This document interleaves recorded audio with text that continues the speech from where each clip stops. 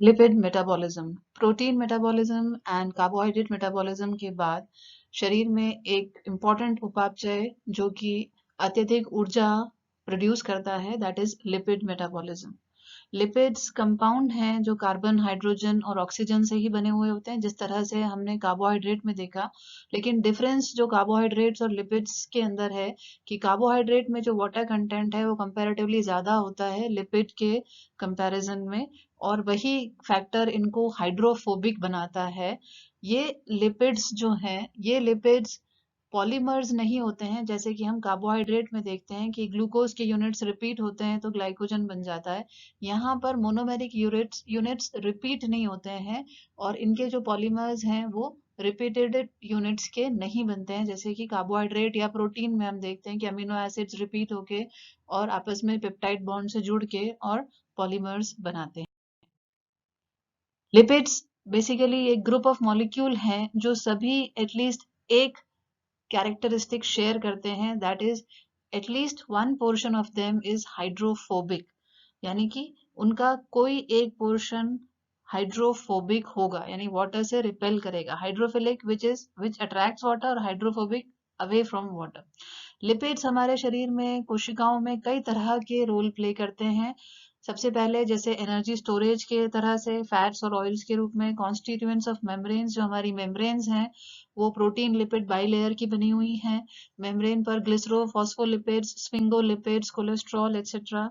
कई हॉर्मोन्स हैं जो इनके डेरिवेटिव्स होते हैं, स्पेशली जो स्टीरॉयडल हॉर्मोन्स हैं, जो एड्रिनल के स्टीरॉयड हॉर्मोन्स हुए, या जो जनद हैं, टेस्टीज एंड ओवरीज के जो हॉर्मोन्स हैं, स्टीरॉयडल हॉर्मोन्स, वो सभी कोलेस्ट्रॉल के डेरिवेटिव्स हैं, लिपिड्स के डेरिवेटिव हैं। फिर विटामिन्स, विटामिन्स जो फैट सॉल्युबल हैं, ए डी ई एन के जो फैट सॉल्युबल विटामिन्स हैं, उनके लिए लिपिड आवश्यक है। और इसी तरह से ऑक्सीजन और इलेक्ट्रॉन कैरियर्स जो हीम हैं, उनके लिए भी लिपिड्स एक इम्पॉर्टेंट रोल प्ले करते हैं।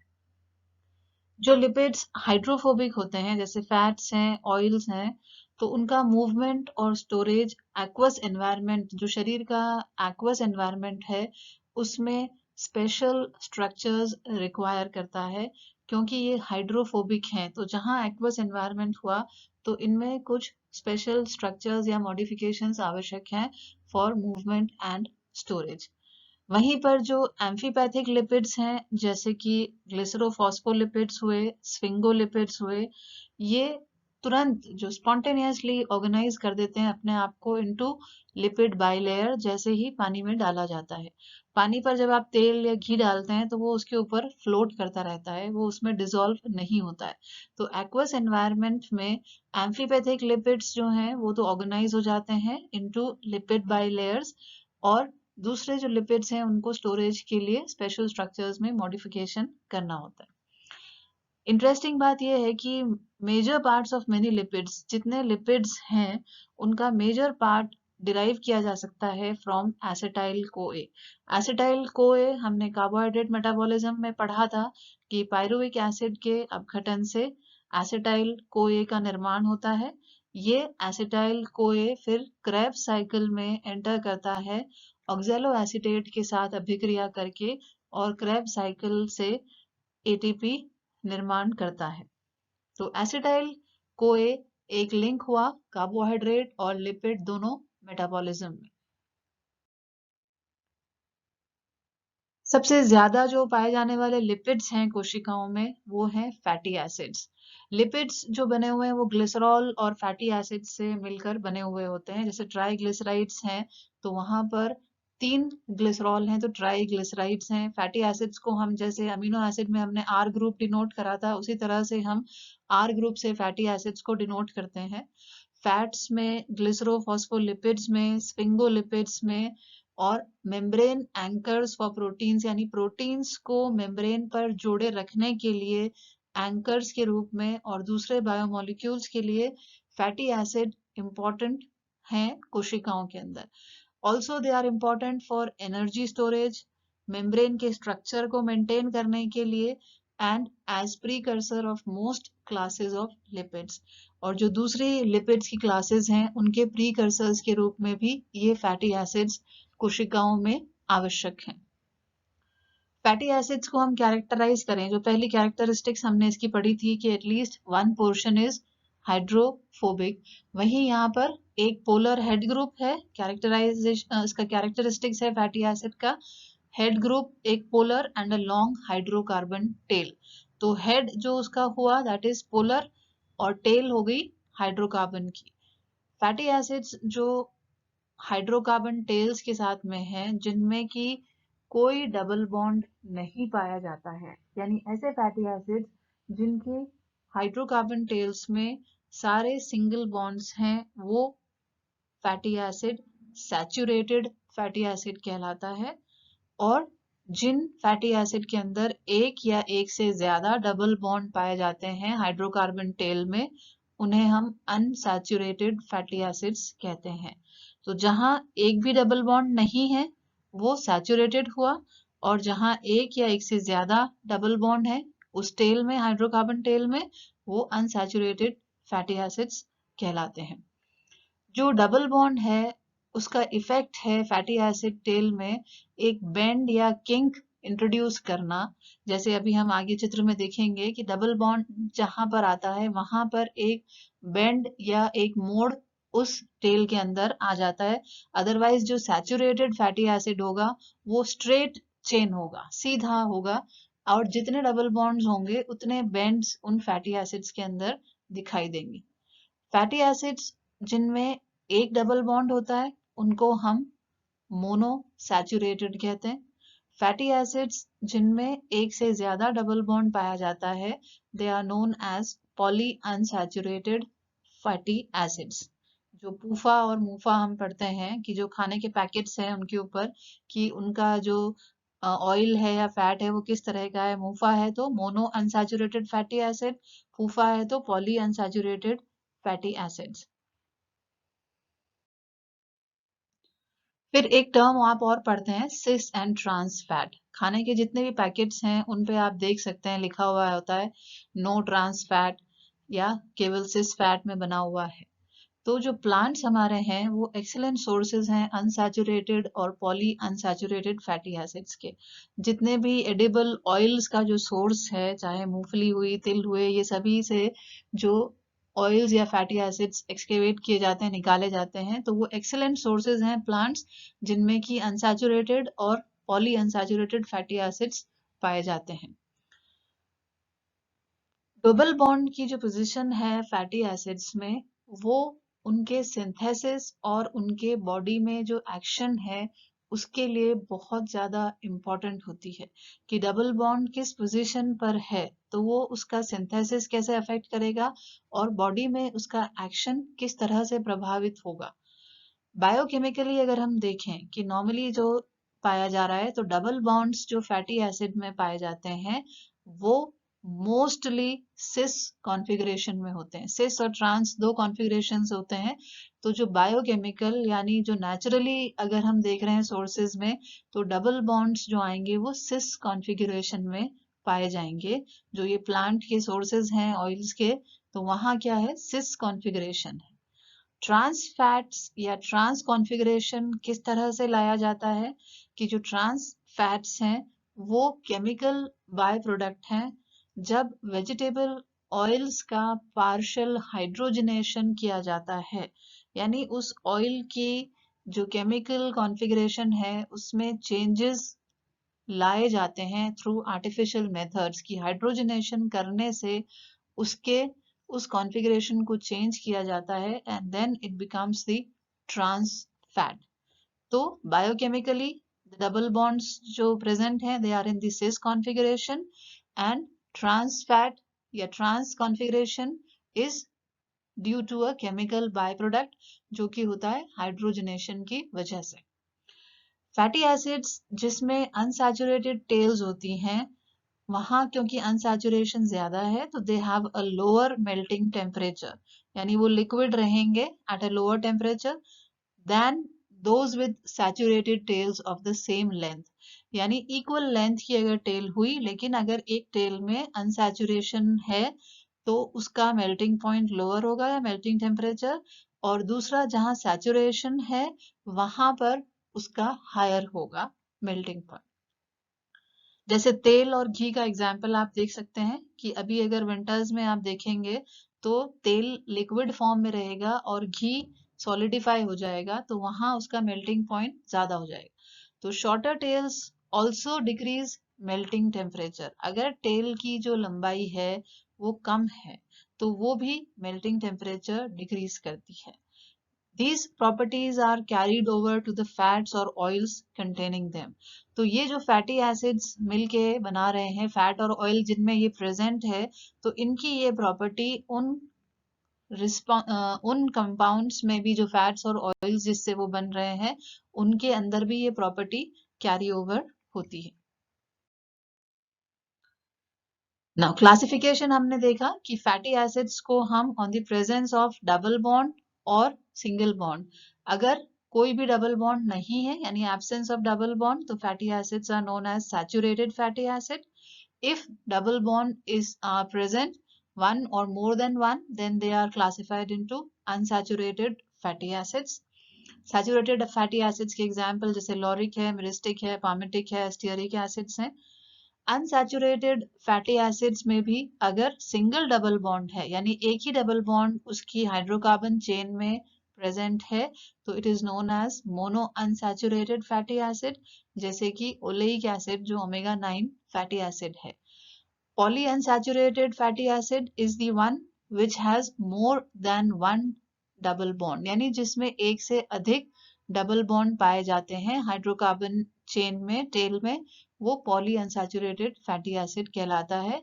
ये ओमेगा 6 और ओमेगा 3 फैटी एसिड्स हैं, लिनोलेइक और लिनोलेनिक एसिड, ये दोनों ही omega 6 and omega 3 fatty acids के सोर्सेस हैं। ये कॉन्जुगेटेड है। ये यहाँ पर अगर हम स्ट्रक्चर देखते हैं तो ये स्टीयरिक एसिड है। इस स्टीयरिक एसिड की आप देखिए कि ये हाइड्रोकार्बन टेल है पूरी, एक तो पोलर हेड हो गया और दूसरा ये पूरी की पूरी टेल है। इस टेल में कहीं पर भी डबल बॉन्ड नहीं है और ये टेल की स्ट्रक्चर स्ट्रेट है कि ये सीधी लाइन की तरह से है। ये स्टीयरिक एसिड का स्ट्रक्चर है और स्टीयरिक एसिड एक सैचुरेटेड फैटी एसिड है। इसी तरह से यहाँ दूसरा जो एग्जाम्पल है वो ओलेइक एसिड का है कि ये एक हेड वाला पार्ट हो गया और रिमेनिंग पार्ट जो टेल है, तो इस टेल में एक अनसैचुरेशन या डबल बॉन्ड उपस्थित है। ओलेइक एसिड ओमेगा 9 एसिड है जो मोनो अनसैचुरेटेड है। जहां पर ये डबल बॉन्ड है वहीं से इस टेल में बेंड आ गया, तो ये एक बेंड वाला स्ट्रक्चर प्रोड्यूस करता है डबल बॉन्ड जहां पर भी है। अगर डबल बॉन्ड फिर से एक यहाँ पर आता तो ये एक और बेंड इंट्रोड्यूस हो जाता इसके स्ट्रक्चर में। तो ये structure stearic acid straight chain, oleic acid unsaturated है और वो भी मोनो अनसैचुरेटेड है, तो it has a bend where the double bond is present. अब हम बात करते हैं फैटी एसिड ऑक्सीडेशन की, कि शरीर में जो डाइजेशन के बाद कि हमने जो भी ऑयल्स या फैट जो भी हमने कंज्यूम किया है, तो डाइजेशन के बाद कोशिकाओं में उसको किस तरह से ऑक्सीडाइज किया जाता है ऊर्जा के उत्पादन के लिए। तो फैटी एसिड ऑक्सीडेशन को हम बीटा ऑक्सीडेशन भी कहते हैं। बीटा ऑक्सीडेशन कहने का जो रीजन है वो हम देखेंगे अभी इस स्लाइड में। सबसे पहले तो जो फैटी एसिड ऑक्सीडेशन है ये माइटोकॉन्ड्रियल एरोबिक प्रोसेस है, यानी कि माइटोकॉन्ड्रिया में होगा एंड वुड रिक्वायर ऑक्सीजन, क्योंकि हम यहाँ पर ऑक्सीडेशन की रिएक्शंस देख रहे हैं। तो इट्स एन एरोबिक प्रोसेस जो कि ब्रेक डाउन करता है फैटी एसिड का। फैटी एसिड को तोड़ रहा है और किस में तोड़ रहा है, क्योंकि ये मोनोमर्स से या इकाइयों से नहीं मिलके बने हैं, इसलिए इसका जो अपघटन होगा वो किस में हो रहा है, एसिटाइल को ए की यूनिट्स में। फैटी एसिड्स इस पाथवे में कोएंजाइम ए के डेरिवेटिव्स के रूप में आगे बढ़ते हैं और NAD और FAD को इस्तेमाल करते हुए यहाँ पर अभिक्रियाएं पूरी होती हैं, संपन्न होती हैं। फैटी एसिड्स को ऑक्सीडेशन से पहले एक इंपॉर्टेंट स्टेप करना होता है, दैट इज एक्टिवेशन, कि fatty acids must be activated before entering into the beta oxidation process, और ये एकमात्र स्टेप है that requires ATP in the presence of coenzyme A and enzyme acyl CoA synthetase.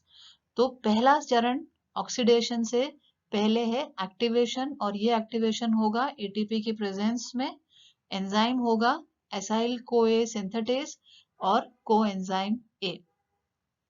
Long chain acyl कोए जो होते हैं वो माइटोकॉन्ड्रिया में ऐसे ही एंटर नहीं कर सकते, क्योंकि माइटोकॉन्ड्रिया बहुत लिमिटेड पारगम्य है, कि उसकी पारगम्यता लिमिटेड है, तो वो रेस्ट्रिक्टेड एंट्री देता है। तो ऐसे में जो लॉन्ग चेन फैटी एसिड्स हैं वो माइटोकॉन्ड्रिया में एंटर नहीं कर सकते। एंटर करने के लिए उनकी कंडीशन है कि उनको बाउंड होना पड़ेगा कार्निटीन से।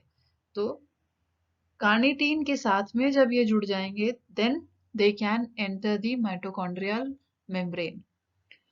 माइटोकॉन्ड्रिया के अंदर जब ये प्रवेश कर जाते हैं उसके बाद बीटा ऑक्सीडेशन फैटी एसिड का संपन्न होता है, जिसमें हर साइकिल में 2 कार्बन एटम्स रिमूव करे जाते हैं। और किस रूप में? एसिटाइल कोए के रूप में, फ्रॉम एसाइल कोए। तो एसाइल कोए माइटोकॉन्ड्रिया के अंदर एंटर हुआ। एसाइल कोए से हर एक चक्र में 2 कार्बन का एसिटाइल कोए रिमूव होता जाएगा, और ये रिमूवल होगा एट दी कार्बोक्सिल टर्मिनल। ये बॉन्ड जो तोड़ा जाता है, 2-2 कार्बन जब हर उस एसाइल कोए से साइकिल में तोड़ते हैं, तो ये जो बॉन्ड टूटता है ये होता है between second carbon and the third carbon, यानी बीटा और गामा कार्बन के बीच का जो बॉन्ड है वो टूटता है। इसलिए हम इस ऑक्सीडेशन को नाम देते हैं बीटा ऑक्सीडेशन। तो बीटा कार्बन के पास वाला बॉन्ड क्योंकि टूटता है, so this process is known as beta oxidation. ये प्रोसेस प्रोवाइड करता है एनर्जी फ्रॉम फैट्स। ये कार्निटीन शटल इसको हम कहते हैं, शटल की जो ट्रांसपोर्ट करता है लॉन्ग चेन फैटी एसिड्स को माइटोकॉन्ड्रिया के अंदर। ये एसाइल कोए जब एक्टिवेट हो जाता है, फर्स्ट स्टेप, क्योंकि ऑक्सीडेशन में एक्टिवेशन है ऑफ फैटी एसिड, तो कोशिका द्रव्य में जो फैटी एसिड है वो एक्टिवेट हुआ in the presence of enzyme acyl CoA synthetase and coenzyme A with ATP. फिर ये एसाइल कोए कार्निटीन के साथ में अभिक्रिया करता है, और एंजाइम जो आता है ये रेड में हम देख रहे हैं, CPT1, कार्निटीन पामिटोइल ट्रांसफरेज। क्योंकि यहाँ पामिटिक एसिड का या हमने एग्जाम्पल लिया है कि कार्निटीन पामिटोइल, पामिटिक एसिड भी एक फैटी एसिड है, तो कार्निटीन पामिटोइल ट्रांसफरेज 1, यानी first transferase enzyme CPT1 acyl कोए को कार्निटीन के साथ रिएक्ट करवाता है कोशिका द्रव्य में, और एसाइल कार्निटीन का निर्माण करता है। ये एसाइल कार्निटीन फिर कोशिका द्रव्य से माइटोकॉन्ड्रिया की मेम्ब्रेन में प्रवेश करता है।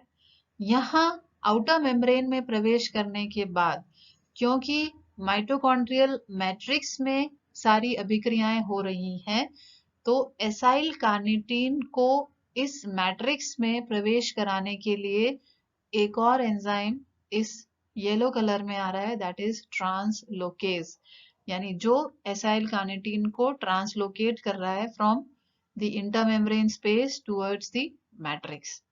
तो इस ट्रांसलोकेज एंजाइम ने एसाइल कार्निटीन को मैट्रिक्स में ट्रांसलोकेट किया या ट्रांसपोर्ट किया।